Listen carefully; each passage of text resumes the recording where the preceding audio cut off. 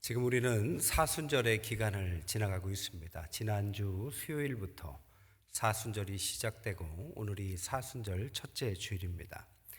예수 그리스도께서 부활하기 전 주일을 뺀 40일을 사순절이라고 합니다.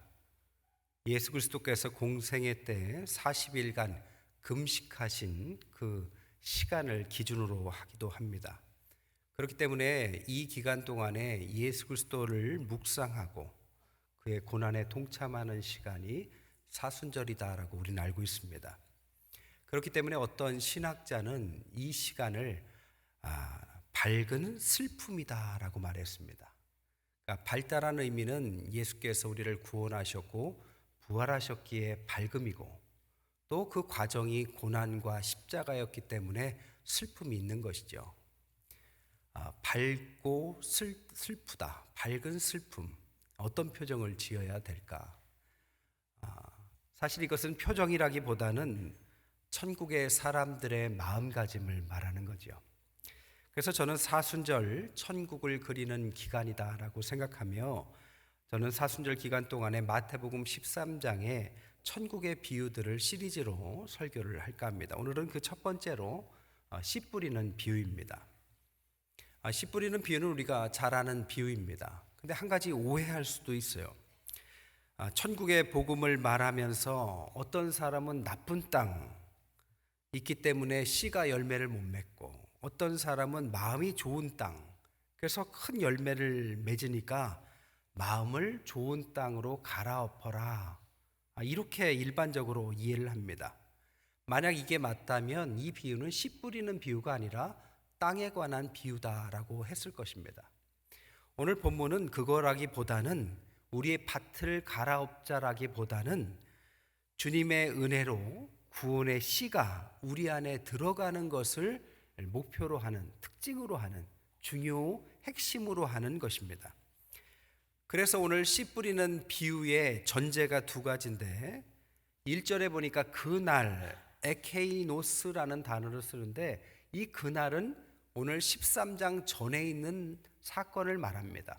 이 12장 46절부터 50절까지는 예수님의 가족들이 예수님을 찾아온 장면이 나옵니다. 그의 육신의 어머니 마리아와 형제들이 찾아오죠. 그래서 사람들이 당신의 어머니와 형제들이 왔습니다 라고 하니까 예수님께서 누가 내 어머니고 누가 내 형제냐 하면서 누가 하나님의 가족이 되는가를 말씀하시는 전제가 첫 번째. 두 번째는 오늘 마태복음 13장 1절 2절에 보면 주님께 바닷가에 큰 무리가 몰려옵니다. 이 무리라는 오클로스는 제자에 반대되는 개념입니다. 제자는 저 하나님의 나라를 대망하는 주님을 따르는 사람들이라면 이 오클로스 무리라는 것은 이 땅에서 주님을 따라다니면서 뭔가 혜택을 보기 원하는 사람들을 말하는 것입니다. 그러니까 오늘 이 본문 씨 뿌리는 비유의 두 가지 전제는 누가 천국의 가족인가, 누가 천국의 참 제자인가, 이것을 다루고 있다는 것입니다. 그렇기 때문에 씨 뿌리는 비유를 통해서 마음밭이 좋고 나쁜 다양한 사람들을 구분한다기보다 우리의 내면의 밭에 천국의 복음이 심겨질 때 일어날 만한 방해 요소들을 말하고 있는 것입니다. 그래서 진정 천국의 가족과 참 제자의 길을 가르치기 위한 것이 오늘 본문이다라고 볼 수 있죠. 그럼 오늘 본문을 좀 하나하나 보죠. 첫 번째 씨앗입니다. 19절을 읽진 않았지만 이 씨앗을 천국 말씀이다라고 말합니다. 한마디로 말하면 이 씨앗은 복음입니다. 그리스도 예수를 믿는 것을 말을 하죠. 하나님 나라의 참 가족과 주님의 천국의 참 제자가 되기 위해서는 거룩한 씨가 우리 안에 들어와야 되는데 그 씨가 바로 이것을 말하는 거죠. 이 씨가 모든 사람 밭에 뿌려집니다. 하지만 방해하는 요소를 오늘 본문은 세 가지를 말해요. 첫 번째는 길가입니다. 오늘 4절에 보니까 새들이 와서 먹어버렸다. 첫 번째 방해 요소는 세상에 대한 사랑이다라고 말할 수 있습니다. 씨를 뿌려요. 근데 씨를 뿌리는데 길이 나왔는데 이 길은 사람들이 다니는 보행, 일반 도로를 말하는 게 아닙니다.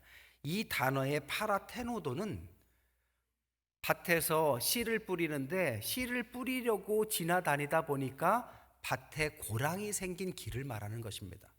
원래는 전부가 다 밭입니다.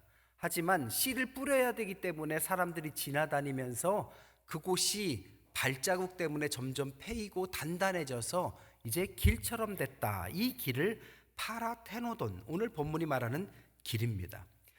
그러니까 이 길은 원래는 밭입니다. 하지만 이 길에 씨앗을 심을 수 있는 밭이었는데 사람들이 지나다니면서 단단해져서 길처럼 돼서 씨앗이 들어가지 않는 것입니다. 그리고 새가 와서 기다렸다는 듯이 그 씨를 먹고 날아간다는 것이죠. 이 길은 사람들이 다니는 길, 사람의 길입니다. 주님의 길이 아닙니다. 세상에 대한 사랑을 말하고 환원하자면 세속화를 말하는 것입니다. 창세기 6장에 보니까 하나님의 천국의 백성들, 가족들이 세상의 딸들, 세상의 땅의 가족들에게 매력을 느끼고 끌려가는 장면이 나오죠. 바로 이런 것들을 말하는 것입니다. 또한 성경 창세기 20장에 보니까 소돔과 고모라의 아브라함의 조카 롯이 있습니다. 그에게는 결혼할 사위가 하나 있어요. 그런데 천사가 와서 이 소돔과 고모라가 무너질 것이다, 심판받을 것이다, 이럴 때 그 사위가 20장 14절에 그 말을 농담으로 여겼다라고 말합니다. 아브라함의 조카니까 천국의 가족인데 그에게 가족이 될 사람은 아직 천국의 가족이 아니라 하나님의 말씀을 농담으로 여기는 이 땅의 가족인 것을 말하고 있는 것입니다. 그래서 그는 10명의 의인 안에 들어가지 못합니다. 6월절에 성전에서 장사하는 사람들을 주님께서 탓하시죠. 무슨 장사를 했습니까? 성전세와 환전 장사를 한 것입니다. 누가 했느냐? 제사장과 서기관들이 했습니다. 그들은 주님의, 하나님의 참 제자들이 돼야 될 사람임에도 불구하고 그들은 그렇게 하지 못하고 이 땅에서 환전하는 그 금액이 너무 크기 때문에, 그 이득 때문에 성전에서 세상의 논리를 살아가고 있는 것입니다. 하나님의 복음의 씨앗이 뿌려져도 그들은 세상의 계산이 너무 좋고 세상의 즐거움이 너무 좋기에 그것으로 자신의 시간을 다 빼앗기고 있는 사람, 이 땅의 무리, 오클로스를 말하는 것입니다. 그 사람들은 너무 단단해져서 복음을 아무리 얘기해줘도 새들이 와서 물어갈 만큼 땅속으로 박히지 않는 것입니다. 이 새는 19절에 보니까 악한 자, 사탄을 말하는 것이죠. 사탄은 우는 사자와 같이 복음이 떨어지면 땅속에 들어가기 전에 단단해진 마음속에 흩뿌려진 씨를 물고 도망을 가는 것입니다. 이것을 정리하자면 우리가 때때로 세상을 사랑하는 마음이 우리를 너무 단단하게 만드는 것입니다. 그래서 복음을 아무리 들어도 들리지가 않고 깨닫지가 않고 그냥 세상 속에서 복음이 파고들 틈조차도 주지 못하는 안타까운 삶을 비유로 말씀하신 것입니다. 옛날에 병원 전도를 갔어요. 병원 전도를 갔는데 이곳저곳에서 이제 전도를 하다 보니까 누가 기도를 해달래요. 갔더니 이야기를 들어보니까 교회를 잘 다니시는 분이셨습니다. 그래서 자기 이야기를 하시는 거예요. 자기는 교회를 잘 다니다가 어느 날 병에 걸리셨대요. 그런데 하나님께서 은혜로 고쳐주셨대요. 그런데 자기가 장사를 하는데 장사가 너무 잘 되는 거예요. 그래서 또 그렇게 한번 병이 나았음에도 불구하고 세상에 푹 빠지다가 이제 병이 커져서 손을 댈 수 없을 지경의 큰 병에 걸려서 지금 다시 왔다라는 것입니다. 그분이 이렇게 말씀하셨습니다. 세상이 내 맘대로 너무 잘 되었을 때 나는 교회도 다녔고 우리 집은 다 성도였고 나는 교회에서 매주 이렇게 설교를 들었음에도 불구하고 단 한 번도 죽음과 천국에 대해서 진지하게 생각해 본 적이 없었다.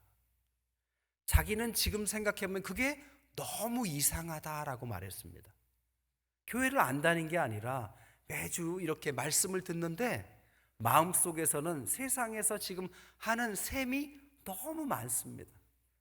그것에 온통 정신이 팔려서 복음이 들어갈 틈이 없는 것입니다. 그러다 어느 날 때가 돼서 돌아보니까 나에게는 한 번도 진지하게 죽음과 천국, 복음에 대해서 고민해 본 적이 없다는 사실이 새삼 놀랍다, 이렇게 말했습니다. 무엇이 그의 귀를 막았을까요? 무엇이 그의 깨달음을 막았을까요? 14절에 이렇게 말합니다. 듣기는 들어도 깨닫지 못하고 보기는 보아도 알지 못한다. 수많은 복음이 아무리 뿌려져도 무엇이 그렇게 바쁘면 마음을 강팍하게 단단하게 만들고 듣지 못하게 하는가? 결국에는 그 복음의 거부가 새들이 날라와서 그때그때 집어가서 한 번도 복음을 깊이 고민해 본 적이 없다가 이 시간이 된 것입니다. 두 번째는 흙이 얇은 돌밭을 말해요. 5절 6절에 보니까 흙이 깊지 않으므로 곧 싹이 나오나 해가 돋는 후에 타서 뿌리가 없고 말랐다, 이렇게 말했습니다. 두 번째 방해 요소는 스스로의 한계를 뜻하는 것입니다. 돌밭은 팔레스틴 지형을 보면 알아요. 거기는 석회암 지역입니다.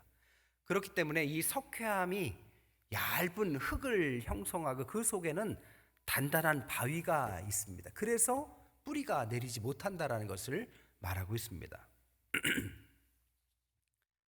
제가 프랑스에 있을 때 저희 집에는 베란다가 있었어요. 그 베란다에다가 이제 화분을 놓고 식물을 키웠습니다.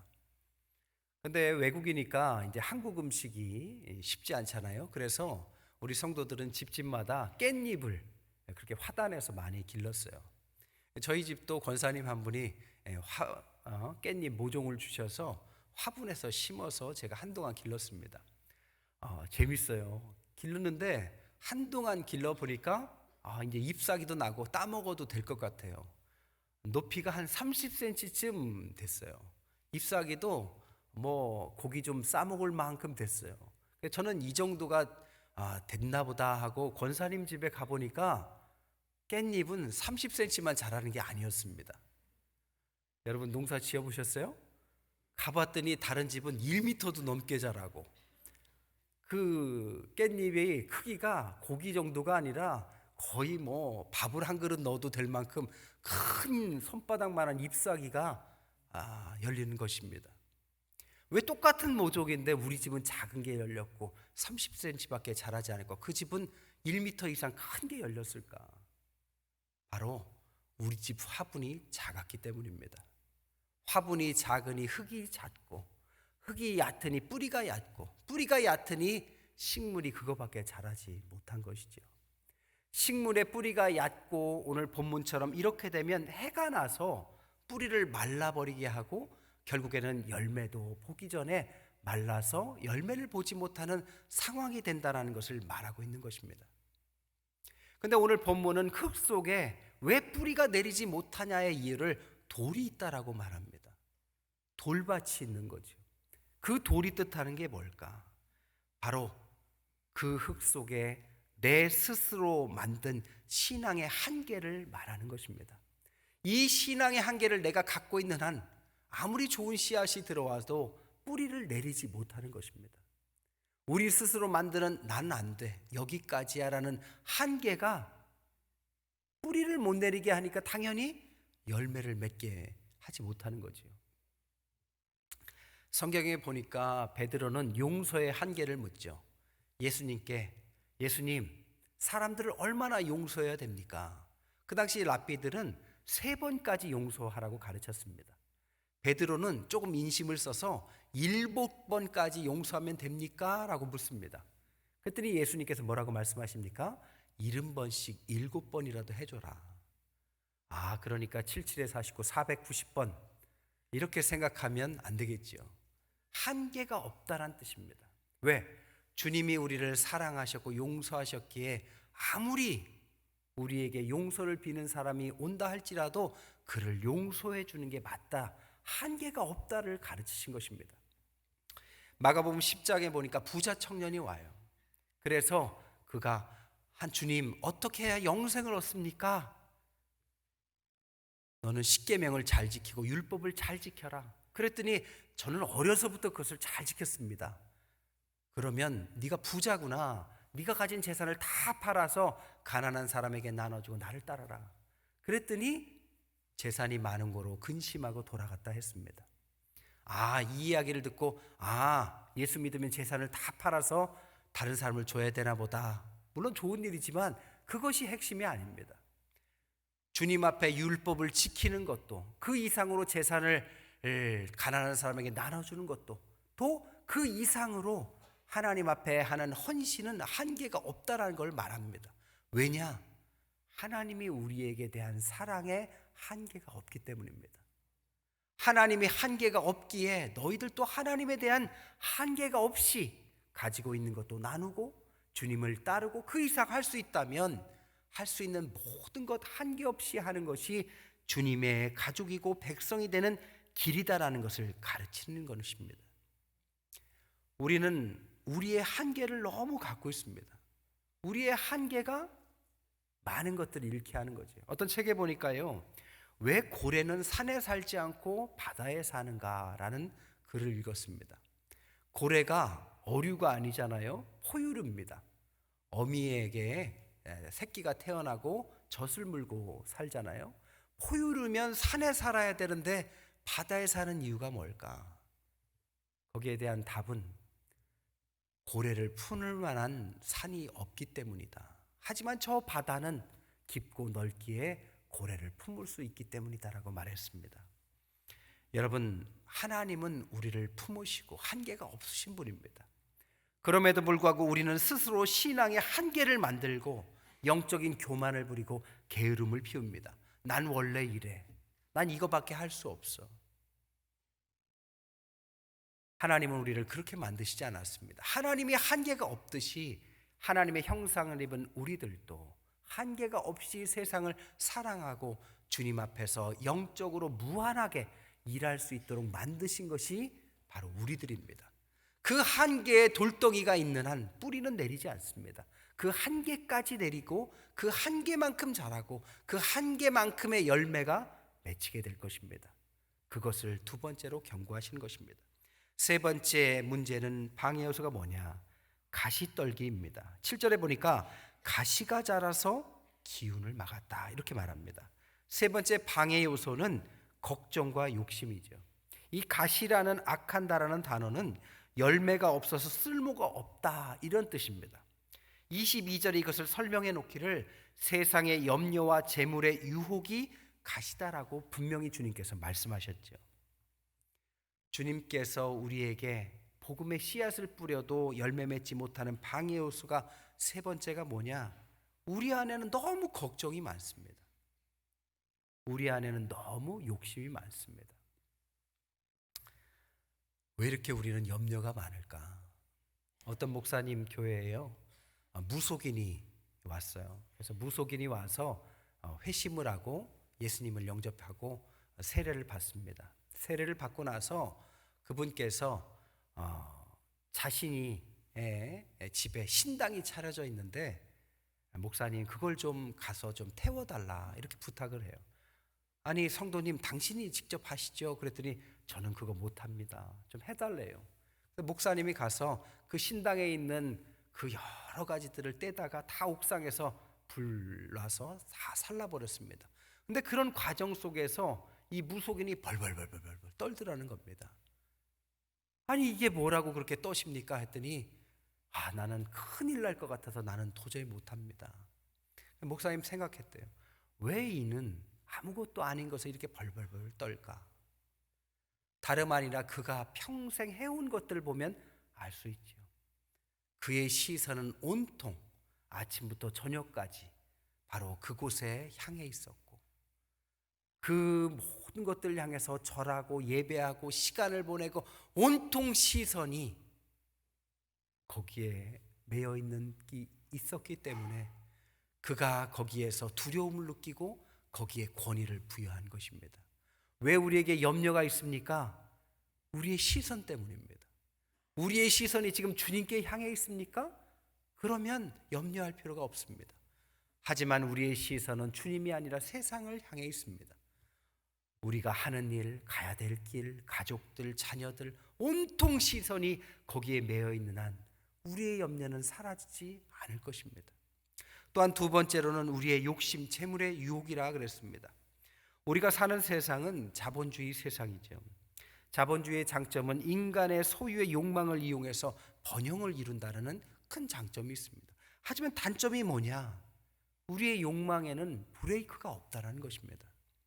우리나라보다 훨씬 잘 살고 신앙도 먼저 들어간 미국과 같은 경우에 조사를 해보면 0.1%의 상위자가 하위 90%의 부와 동일하게 갖고 있다고 합니다.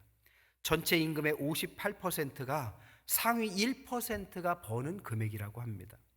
인류 역사상 가장 부강한 미국을 지금 살고 있음에도 불구하고 미국은 그런 부강함 속에서도 오늘날 아동들의 20%는 먹을 것이 없어서 빈곤에 처해 있습니다.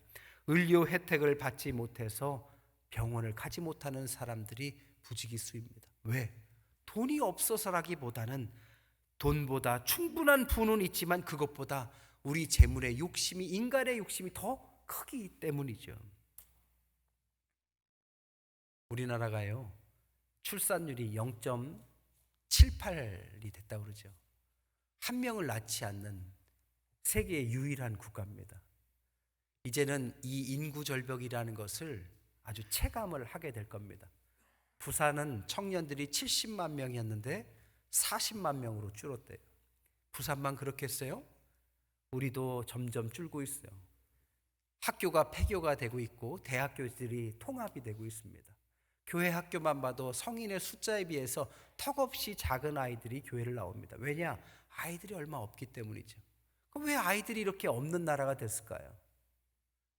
우리가 잘 아시다시피 많은 것들이 우리에게 있지만 우리에게는 잘못된 교육, 잘못된 부동산, 너무 비싼 집과 너무 자녀를 키우기 힘든 여건 속에서 젊은이들이 결혼을 터부시하고 안 하려고 하고, 아이를 낳으면 그냥 기르는 게 아니라 아이를 낳으면 기른 거에 대한 학을 떼서 이제는 더 이상 아이들을 많이 낳으려고 조차도 안 하는 시대가 됐기 때문입니다. 결국 우리가 더 잘 살려고 열심히 했던 것이 오히려 우리의 발목을 잡아서 다 같이 공멸하는 길로 가고 있는 것입니다. 여러분, 잘 사는 것보다 중요한 것은 주님의 뜻 가운데 살아가는 것입니다. 그렇지 않으면 다 같이 좋은 것을 쫓다가 다 같이 망하는 것입니다. 오늘 본문에서도 가시 떨기는 걱정과 욕심으로 우리에게 가시로 찔러댄다고 합니다. 그것 때문에 푸뉴마, 기운, 성령의 역사가 나오지 못하고 세상을 쫓고 욕심을 쫓고 걱정하느라 성령의 능력은 고사하고 오늘도 예배의 자리에서도 염려를 멈추지 못하는 우리의 한계 때문에, 욕심을 포기 못하는 우리의 욕심 때문에 결국에는 성령의 살리심을 우리는 얻지 못한다라는 것이죠. 그럼에도 불구하고 이런 방해 요소 가운데 좋은 땅을 주님은 말씀하시죠.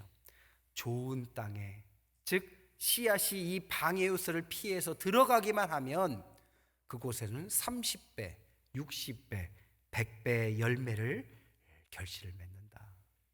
이것은 땅이 좋다라기보다는 방해 요소를 이긴 땅, 씨앗을 받아들이기만 하면 어떤 땅이든 30배, 60배, 100배의 하나님의 역사로 상상할 수 없는 열매가 맺힌다라는 것을 말하고 있는 것입니다. 결론을 맺겠습니다. 하나님은 언제든 어디서든 씨를 뿌려주십니다. 생명은 땅에 있는 것이 아니라 씨에 있는 것입니다. 우리 땅은 받아들이기만 하면 됩니다.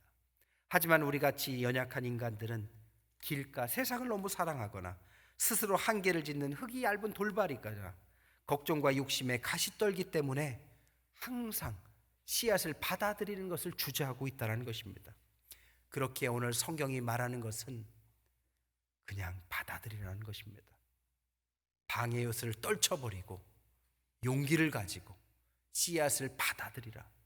그러면 생명력은 씨앗에 있기에 우리 안에서 약동하는 성령이, 역사가, 씨앗이 우리를 변화시키고 우리 삶을 변화시키고 세상을 변화시키는 능력을 주실 것이다. 그것이 천국의 가족이 되는 길이고 천국의 제자가 되는 길이다라는 것을 오늘 말씀하고 있는 것입니다. 한 가지 이야기만 더 하고 마칠게요. 저희 교회 유치부 주일학교 아이가요, 저녁에 화장실을 가려고 하다 보니까 무섭더래요. 그래서 엄마 화장실 가기 무서워 하더니 혼자 스케치북을 꺼내더니 뭐를 막 그리더래요. 보니까 십자가를 딱 그린 다음에 혼자 십자가 스케치북을 들고 화장실에 가더랍니다. 아마 배우기를 무서울 땐 십자가를 앞세워서 가라, 이거를 배운 것 같아요. 여러분, 얼마나 순수합니까? 신앙은 우리의 노력으로 얻어내는 것이 아니라 주님 앞에 순수하게 아이와 같은 마음으로 나아가는 것입니다. 그때 주님께서 그 씨앗이 우리 안에 들어올 때 주님께서 다 모든 걸 하시고 천국의 백성으로 초청하시고 천국의 일꾼으로 만드셔서 이 땅을 살리시는 역사를 주시는 것입니다.